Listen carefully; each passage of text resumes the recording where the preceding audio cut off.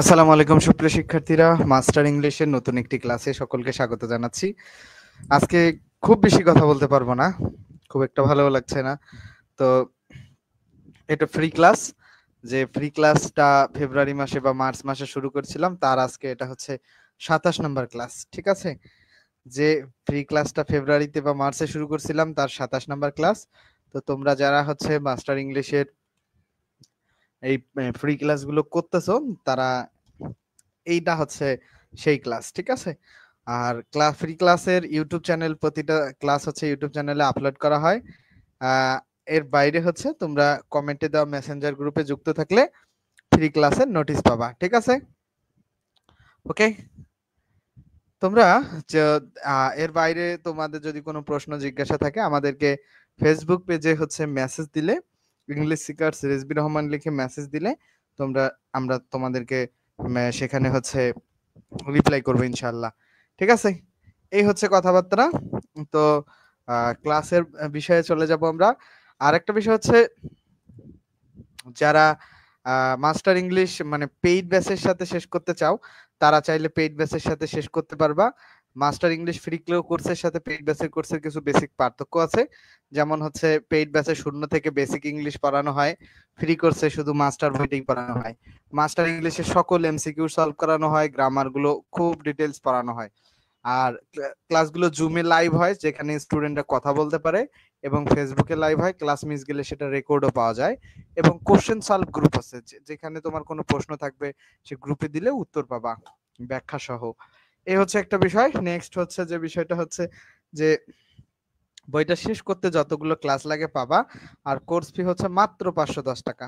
0 থেকে basic English কোর্সটা free. ভর্তি হতে স্ক্রিনে দেওয়া নাম্বার 01707442501, এই নাম্বারে কল করে ভর্তি হতে পারবা। ঠিক আছে, ক্লাস প্রতিটা রেকর্ড থাকে লাইভ ক্লাস হওয়ার পর, লাইভ ক্লাসে কথাবার্তাও বলা যায়। ঠিক আছে, ওকে। আমরা ক্লাসে মেইন ক্লাসে যাব।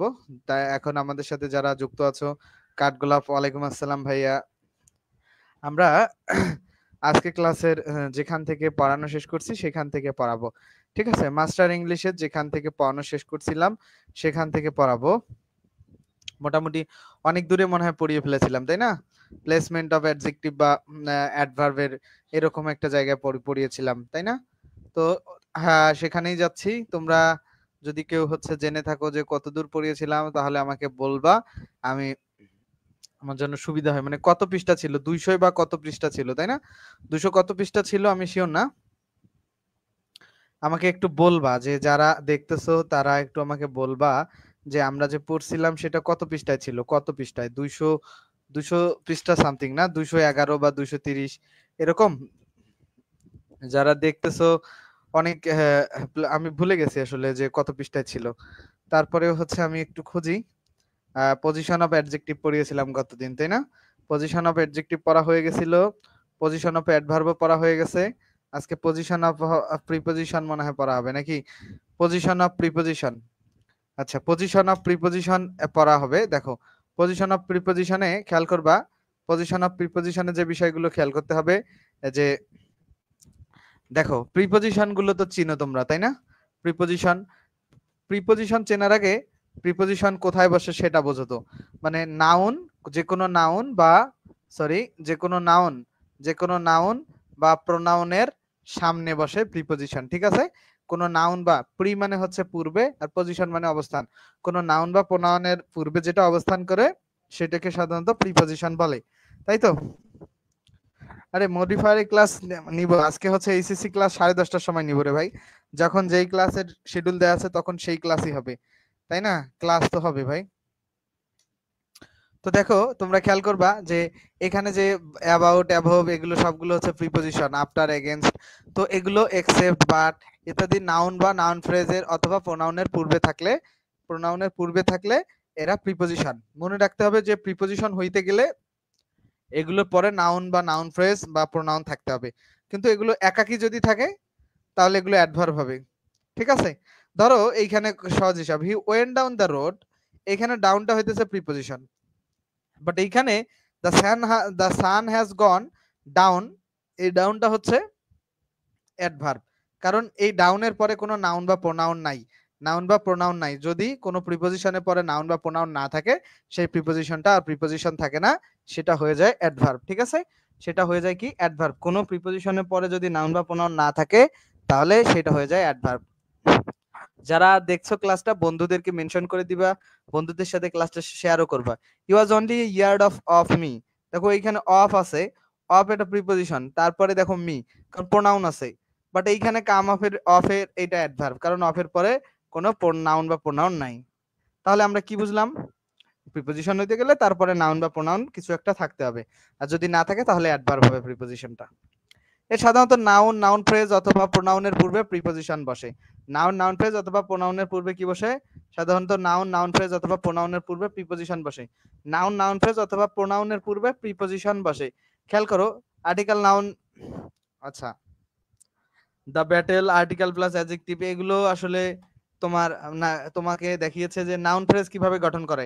আর্টিকেল প্লাস নাউন হলে নাউন ফ্রেজ হবে, আর্টিকেল প্লাস অ্যাডজেক্টিভ হলেও নাউন ফ্রেজ হবে, article plus adjective plus noun হলেও সেটা নাউন ফ্রেজ হবে। ঠিক আছে, এরপরে দেখো নাউন ফ্রেজ আবার কিভাবে হতে পারে। আর্টিকেল অ্যাডজেক্টিভ নাউন হলেও নাউন ফ্রেজ হয়, আর্টিকেল অ্যাডভার্ব অ্যাডজেক্টিভ নাউন হলেও নাউন ফ্রেজ হয়, পসেসিভ প্লাস নাউনও নাউন ফ্রেজ হয়। মূল কথা হচ্ছে নাউনের সাথে কিছু যুক্ত থাকলে সেটা নাউন ফ্রেজ। ওকে, তো আর্টিকেল প্লাস নাউন ফ্রেজ মানে এর পূর্বে প্রিপোজিশন বসে। আই সা the man near the station, এইখানে খেয়াল করো, এই যে নিয়ার নাউন ফ্রেজের সামনে, এই যে দা আর্টিকেল, স্টেশন হচ্ছে নাউন। মনে রাখবা যে দা আর্টিকেল প্লাস নাউন, এইটা টোটাল মিলে হচ্ছে নাউন ফ্রেজ। এই নাউন ফ্রেজের পূর্বে আর্টিকেল বসে, এই কারণে নিয়ারটা হচ্ছে আর্টিকেল। ঠিক আছে, মানে স্টেশনের কাছে আমি মানুষটাকে দেখেছিলাম। এরপরে খেয়াল করো, বিয়ন্ড দ্য রিভার, দেখো বিয়ন্ড দ্য রিভার, এখানে খেয়াল করো এই যে বিয়ন্ড শব্দটা আছে, বিয়ন্ডের পরে একটা নাউন ফ্রেজ আছে দ্য রিভার, তাহলে বিয়ন্ড শব্দটা একটা প্রিপোজিশন হবে। ঠিক আছে, এরপরে খেয়াল করো, দেখো এখানেও মাথায় রাখতে হবে, she said that she will be in the classroom by 8 AM, সময়ের আগে প্রিপোজিশন বসে। ঠিক আছে, সময়ের আগে, সময়, তারিখ, এগুলোর আগে প্রিপোজিশন বসে। তো এটা প্রিপোজিশনের মানে খুব বেসিক একটা রুলস। তো বা 8টার সময়ের মধ্যে হচ্ছে সে ক্লাসে, তোমার she said she will be in the class, মানে ক্লাসের মধ্যে থাকবে 8টার মধ্যে। ঠিক আছে, তারপরে দেখো 168 নম্বরেও আফটার কি, দেখো আফটার দ্য স্টর্ম, এই যে আফটারের পরে একটা নাউন ফ্রেজ আছে, তাহলে আফটারটা একটা প্রিপোজিশন। দেখো ওই যে ডাউনের পরে 169 ডাউনের পরে একটা নাউন ফ্রেজ আছে, তাহলে ডাউনটা হচ্ছে একটা প্রিপোজিশন। মূল কথা হচ্ছে কি জানো? মূল কথা হচ্ছে যেটা, যে কোনো প্রিপোজিশন হওয়ার শর্ত তারপরে নাউন বা প্রোনাউন থাকবে। ওকে, এরপরে আসো article plus adjective, plural common noun হয় অথবা এটাকে নাউন ফ্রেজ। আচ্ছা, এটা কোনো ম্যাটার না। None but the brave deserves the fair, এখানে দেখো এই যে দা প্লাস অ্যাডজেক্টিভ আছে, এটাকে, এই অ্যাডজেক্টিভটা হয়ে গেছে প্লুরাল কমন নাউন। ঠিক আছে, এটা প্লুরাল কমন নাউন হয়ে গেছে। তো এইটা যে বাটের পরে দেখো একটা দা প্লাস নাউন, মনে করো এটা প্লুরাল কমন নাউন, তো এটা হচ্ছে তোমার বাটটা তখন হবে, বাটটা হবে কি প্রিপোজিশন। ঠিক আছে, এরপর দেখো আর্টিকেল অ্যাডজেক্টিভ নাউন হলে এটা নাউন ফ্রেজ হবে। দেখো the moral law is above the civil law, নৈতিক আইন রাষ্ট্রীয় আইনের ঊর্ধ্বে। তো এখানে খেয়াল করো অ্যাবভের পরে দ্য সিভিল ল আছে, তো একটা নাউন ফ্রেজ আছে, তো কোন প্রিপোজিশনের পরে নাউন ফ্রেজ থাকলে সেটা প্রিপোজিশনই হবে। তারপরে খেয়াল করো প্রোনাউনের পূর্বে প্রিপোজিশন বসে, পার্সোনাল প্রোনাউনের অবজেক্টিভ ফর্ম হয়ে থাকে। ডোন্ট টক লাইক দ্যাট, এখানে খেয়াল করো দ্যাট কিন্তু একটা প্রোনাউন। ঠিক আছে, দিস দ্যাট এগুলো ডেমনস্ট্রেটিভ প্রোনাউন। তো এই যে লাইকের পরে যে একটা প্রোনাউন বসে, এই কারণে লাইকটা একটা প্রিপোজিশন। হি স্যাট নেক্সট মি, নেক্সট এর পরে দেখো একটা প্রোনাউন বসে, নেক্সট এই কারণে প্রিপোজিশন। নান বাট হিম, দেখো বাটের পরে একটা প্রোনাউন বসে, বাটটা এই কারণে preposition. Sit by me, by সিটের পরে বাই প্রিপোজিশন। তারপরে দেখো what do you know about Rahim, দেখো এই যে সরি অ্যাবাউট হিমের পূর্বে অ্যাবাউট বসে, এটা একটা প্রিপোজিশন। তারপর there is none to look after me here, এখানে আফটার পরে কি বসে, মি, একটা প্রোনাউন বসছে, এটা একটা preposition. He stood before me, তাহলে মি এর সামনে হচ্ছে বিফোর আসছে, যে মানে প্রিপোজিশনের পরে নাউন বা প্রোনাউন বসলেই সেটা প্রিপোজিশন, মানে এই শব্দটা বিফোরের পরে একটা প্রোনাউন বসেছে, এটা একটা প্রিপোজিশন হবে। এটা খুব কমন যে একটা কনসেপ্ট। 167 নাম্বারটাতে কি হয়েছে ভাই, 67 নাম্বারটায় নাউন বা প্রোনাউন 167 মনে, ও 67 নাম্বার যেটা মনে রাখতে হবে, দেখো টাইম, ডেট, মান্থ, এগুলোর সামনে সাধারণত প্রিপোজিশন বসেই রে ভাই। তো তো এটা নাউন প্রোনাউন যাই হোক না কেন, ঠিক আছে, এটা ওই নিয়মে না, বাট এই যে টাইম ডেট এগুলোর পূর্বে প্রিপজিশন বসে। এটা আরো ডিটেলস পড়বা, আপাতত যতটুকু শিখছো ওইটাই মাথায় রাখো। দেখো possessive pronoun, possessive plus noun হলে সেটা নাউন ফ্রেজ হয়, এর পূর্বে প্রিপজিশন বসে। হি কেম আফটার মাই ডিপারচার, মানে আমার ত্যাগ করার পরে সে আসছিল নাকি। তো এই যে মাই ডিপারচার, খেয়াল করো মাই একটা মানে পসেসিভ, তারপরে ডিপারচার একটা নাউন, তার আগে আফটার যেটা বসছে, আফটার শব্দটা হচ্ছে প্রিপজিশন হবে। এরকম ডেসপাইট হিজ ইলনেস, তার অসুস্থতা সত্ত্বেও, এখানে খেয়াল করো হিজটা হচ্ছে পসেসিভ, ইলনেস হচ্ছে নাউন। তো পসেসিভ আর নাউন তার আগে যে শব্দটা বসছে এটা হচ্ছে প্রিপজিশন, বুঝছো? ফ্লিউ ওভার, ওভারটা হইতেছে প্রিপজিশন। এবার দেখো position of conjunction in a sentence, এটা হচ্ছে প্রিপজিশনের খুব বেসিক পড়াশোনা, প্রিপজিশন আসলে কোথায় বসে।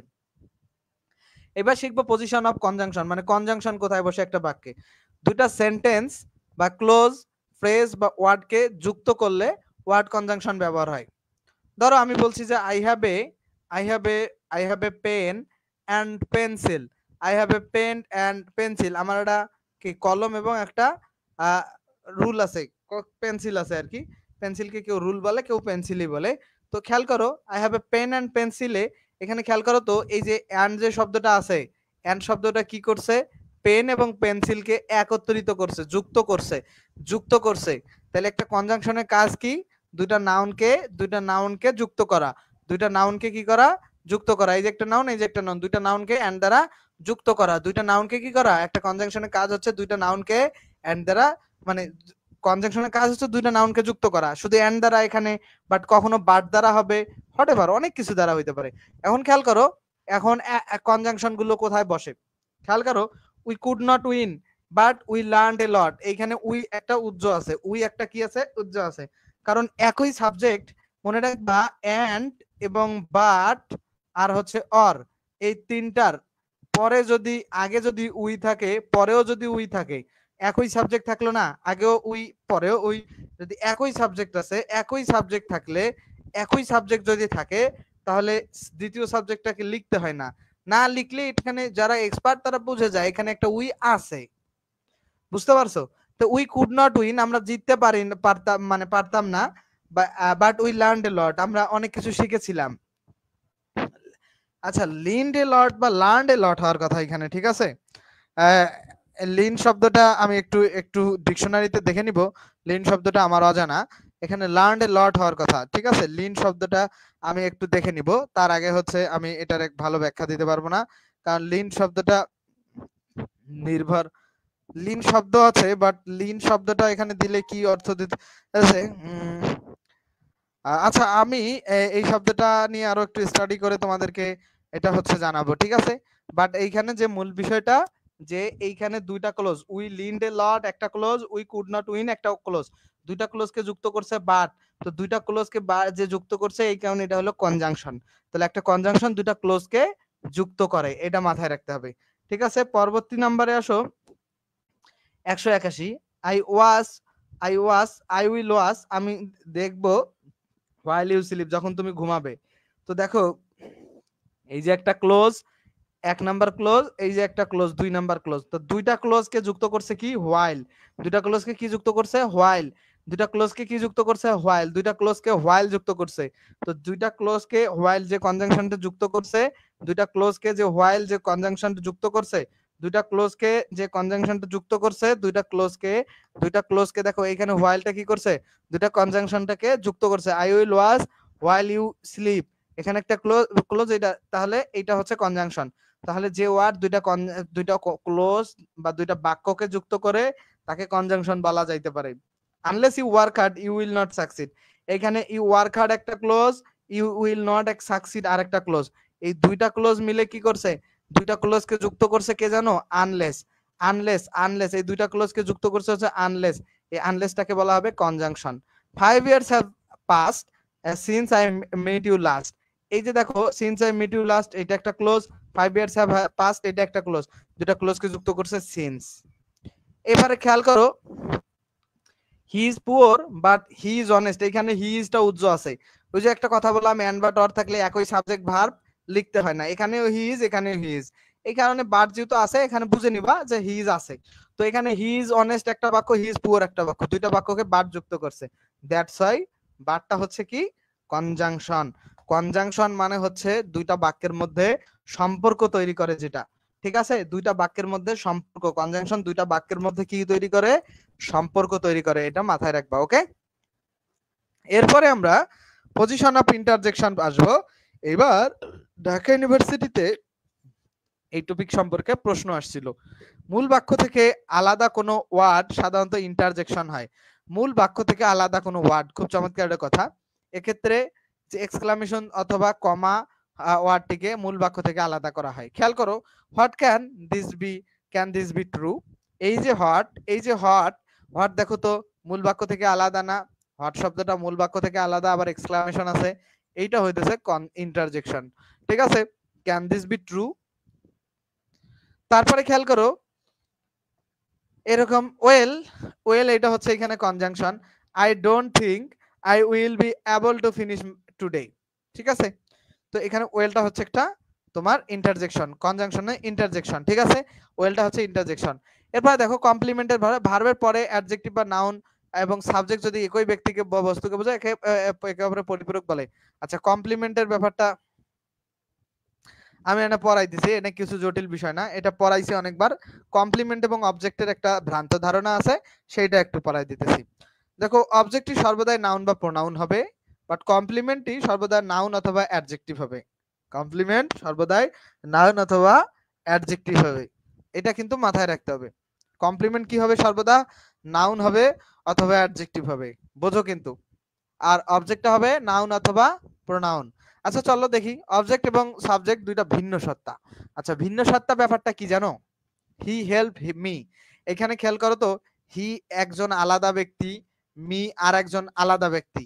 আই লাভ ইউ যে বলে না, আই একজন আলাদা ব্যক্তি, ইউ আলাদা ব্যক্তি, তাই না? তো যখন সাবজেক্ট আর অবজেক্ট দুইটা ভিন্ন ব্যক্তি হবে, ভিন্ন ব্যক্তি বা আলাদা ব্যক্তি, যখন সাবজেক্ট আর অবজেক্ট দুইটা ভিন্ন ব্যক্তি হবে, সাবজেক্ট আর অবজেক্ট যখন দুইটা ভিন্ন ব্যক্তি হবে, দেখো সাবজেক্ট আর অবজেক্ট স্থানীয় শব্দটা যখন দুইটা ভিন্ন ব্যক্তি হবে, তখন তখন অবজেক্ট স্থানীয় শব্দটাকে তোমরা বলবা অবজেক্টিভ। মানে অবজেক্টের জায়গায় যখন দেখবো সাবজেক্ট আর অবজেক্ট ভিন্ন ব্যক্তি, তাহলে অবজেক্ট স্থানীয় শব্দটা হচ্ছে অবজেক্ট স্থানীয় শব্দটা হচ্ছে অবজেক্ট স্থানীয় শব্দটা হচ্ছে অবজেক্ট স্থানীয় শব্দটা হচ্ছে অবজেক্ট স্থানীয় যে শব্দটা আছে, সেই অবজেক্ট স্থানীয় শব্দটা হচ্ছে এই যে অবজেক্ট স্থানীয় যে শব্দ, এই যে অবজেক্ট স্থানীয় যে শব্দ আছে, এই শব্দগুলো অবজেক্ট স্থানীয় যে শব্দগুলো আছে এগুলো অবজেক্টই হবে। আচ্ছা, এখন এইটা আমি তোমাদেরকে মানে মানে কি বললো ভাইয়া, ঠিক আছে, এরকম মনে হতেছে। আচ্ছা, এখন খেয়াল করো, রিপ্লেসিং প্রোনাউন সর্বদাই সাবজেক্টের অভিন্ন সত্তা, কিন্তু প্রোনাউন বলে সর্বদাই অবজেক্ট হয়।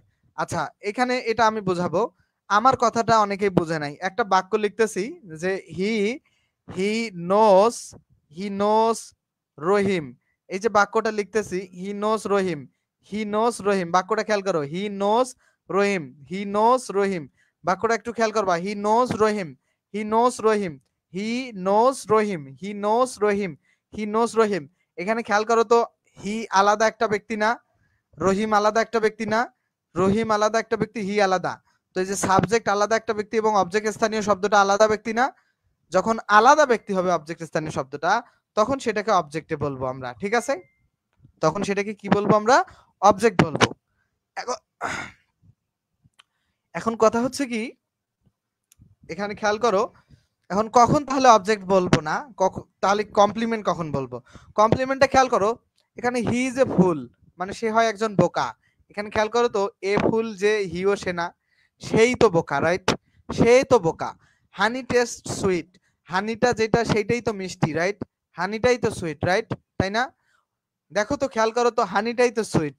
তো এই এই ক্ষেত্রে সাবজেক্ট আর অবজেক্ট স্থানীয় শব্দটা একই ব্যক্তি বা একই বস্তুকে বোঝাচ্ছে না, সেক্ষেত্রে সেক্ষেত্রে অবজেক্ট স্থানীয় শব্দটা হবে কমপ্লিমেন্ট, ঠিক আছে, বুঝলা কি ব্যাপারটা?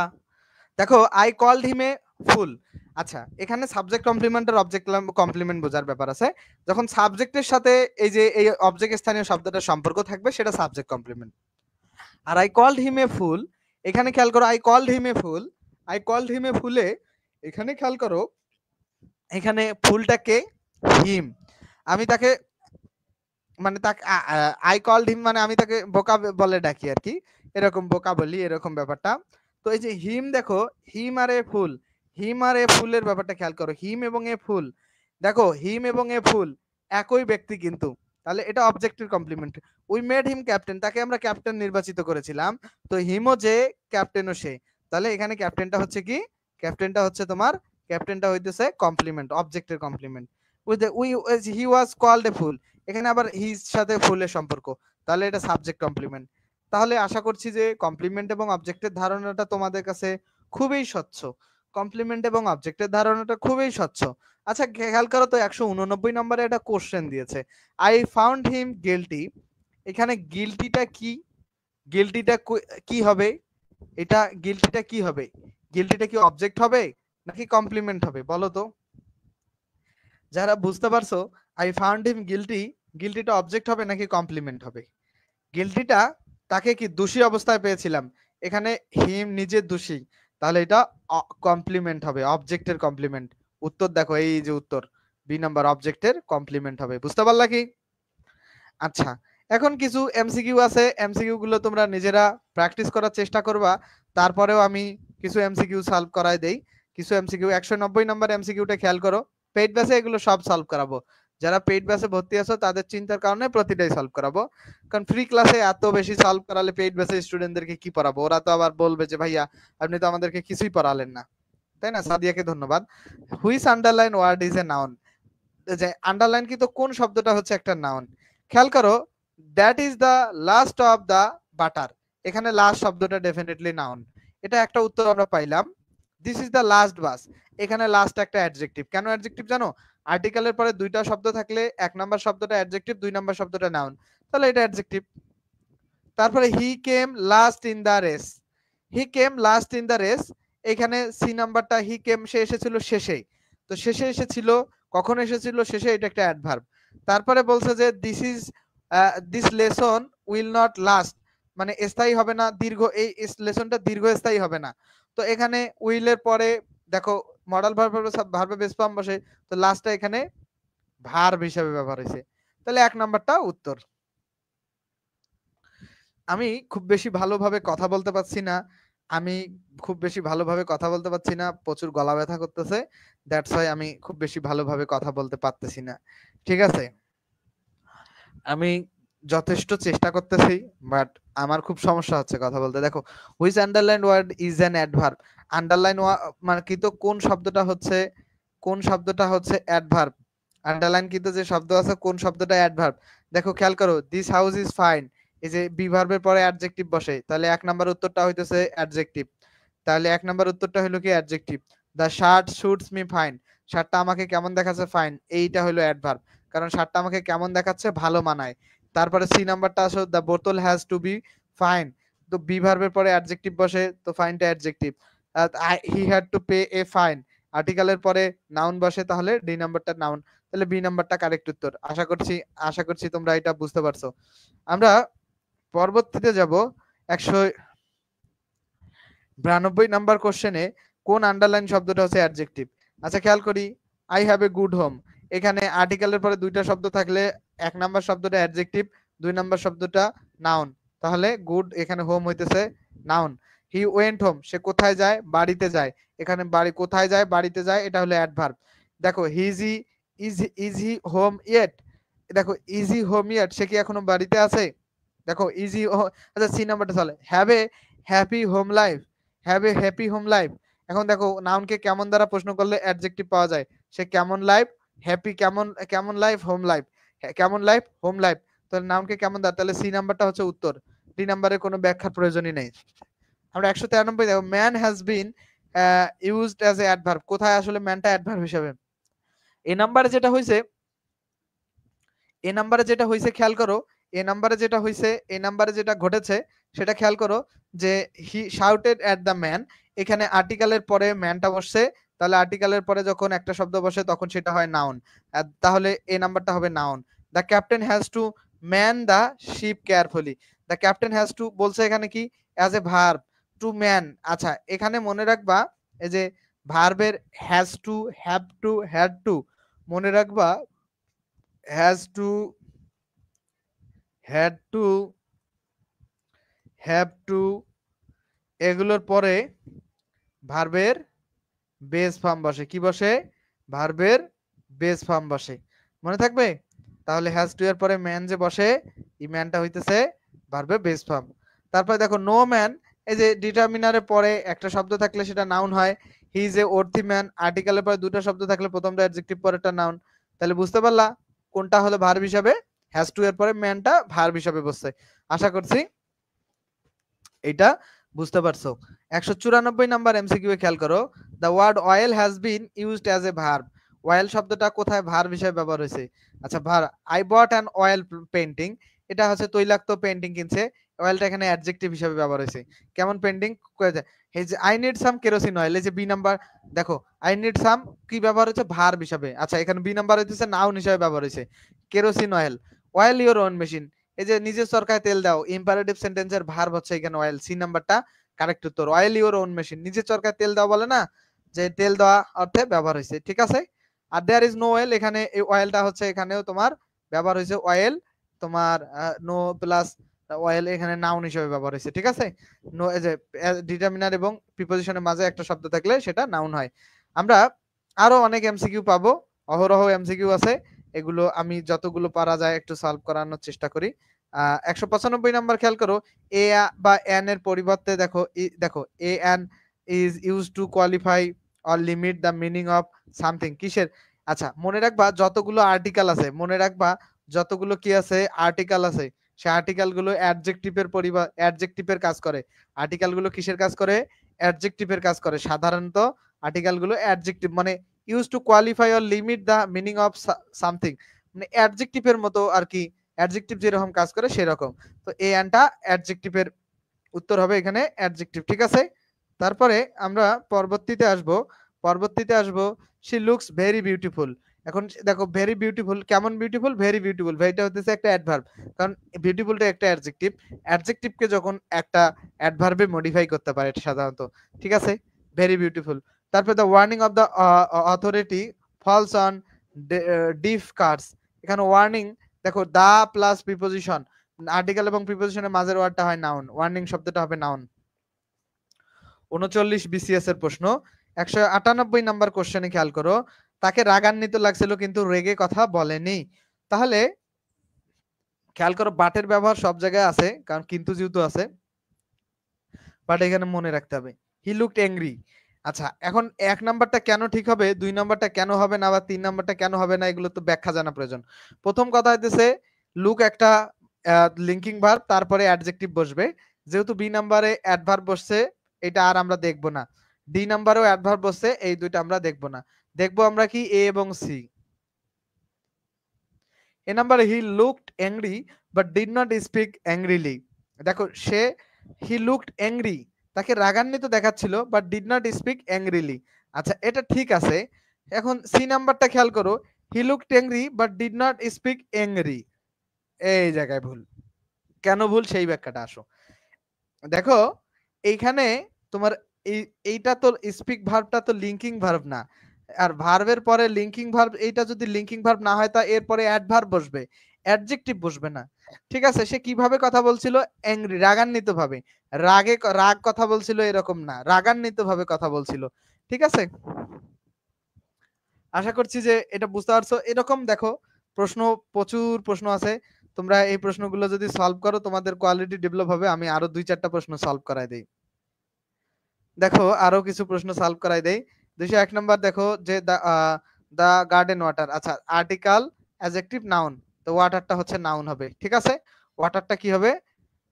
তো নিয়ার দা গার্ডেন ওয়াটার, ওয়াটারটা হচ্ছে তোমার নাউনই হবে, কারণ হ্যাঁ নিয়ার দা গার্ডেন ওয়াটার। আচ্ছা দেখো the children who play near the, oh sorry sorry রে, এটা কমপ্লেক্স সেন্টেন্স, আমি সরি, এটা ভার্ব হবে। কেন হবে আমি তোমাদেরকে বোঝাই দিতেছি। সরি, এইখান থেকে এই যে who play near the garden, দেখো who play near the garden the children water the, এইখানে ওয়াটারটা ভার্ব হবে, water the saplings, water the saplings who play near the garden, the children water the, কারণ এখানে তোমার দেখো একটা ভার্ব, একটা মনে রাখতে হবে, যখন ক্লোজ তৈরি হবে এইটা একটা ক্লোজ, এই ক্লোজটা এই পর্যন্ত শেষ। এখানে একটা সাবজেক্ট আছে, একটা সাবজেক্ট নাও থাকতে পারে আবার থাকতে পারে, কিন্তু একটা ফাইনাইট ভার্ব আছে। আর এইখানে এটা আর একটা ক্লোজ, এখানেও একটা ফাইনাইট ভার্ব দরকার হবে। এখন সেই ফাইনাইট ভার্বটা ওয়াটার ছাড়া এখানে আর কোনো ফাইনাইট ভার্ব নাই। স্যাম্পলিং মানে হচ্ছে চারা, তারা চিলড্রেন গুলো হচ্ছে যারা হচ্ছে প্লে নিয়ার দ্য গার্ডেনের কাছাকাছি খেলে, তারা হচ্ছে চারা গাছগুলোতে পানি দেয়। ওয়াটার মানে এখানে পানি দেওয়া। ঠিক আছে, আমি এক্সট্রিমলি সরি যে পুরো প্রশ্ন না পড়ে একটু শর্টকাট উত্তর দিতে গেছিলাম। আশা করছি যে এটা বুঝতে পারছো। তো যাই হোক, বাকি প্রশ্নগুলো তোমরা নিজেরা সলভ করবা। যারা পেইড ব্যাচে ভর্তি আছে তাদেরকে তো আরো বেশি এমসিকিউ সলভ করাবো আমি। এরপরে পরবর্তী দিন আমরা একই শব্দ বিভিন্ন পার্টস অফ স্পিচ হয়, এটা ভেরি ভেরি ইম্পর্টেন্ট একটা চ্যাপ্টার, এই চ্যাপ্টারটা পড়াবো। ঠিক আছে, আজকে ক্লাস এ পর্যন্তই। যারা পেইড ব্যাচে ভর্তি হতে চায়, চাইলে ভর্তি হতে পারবে মাত্র 510 টাকায়। 0 থেকে বেসিক ইংলিশ কোর্সটা ফ্রি, 0 থেকে বেসিক ইংলিশ কোর্স ফ্রি। ভর্তি হতে 01707742501 এই নাম্বারে কল দিতে হবে। ঠিক আছে, বেসিক পেইড ব্যাচের ক্লাসে প্রতিটা এমসিকিউ এবং বেসিক ভালোভাবে ধরে ধরে পড়ানো হবে। ঠিক আছে, আই হোপ যে তোমরা ক্লাসটা বুঝতে পারছো। ক্লাসটা শেষে আমি এখন ইউটিউবে দিয়ে দিচ্ছি। ধন্যবাদ।